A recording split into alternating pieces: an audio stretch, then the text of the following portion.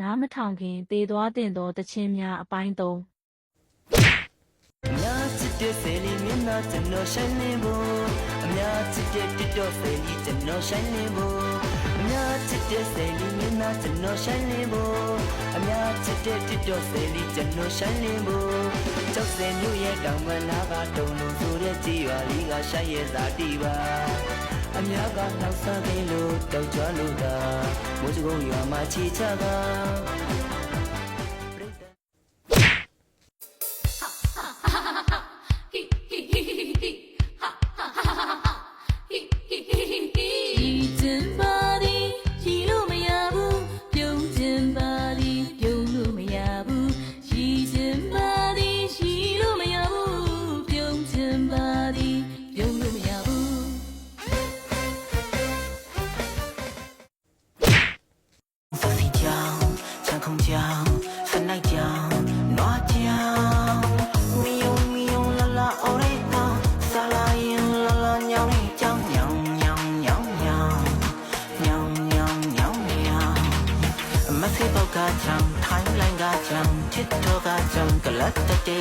Species တွေများတဲ့ဒီကောင်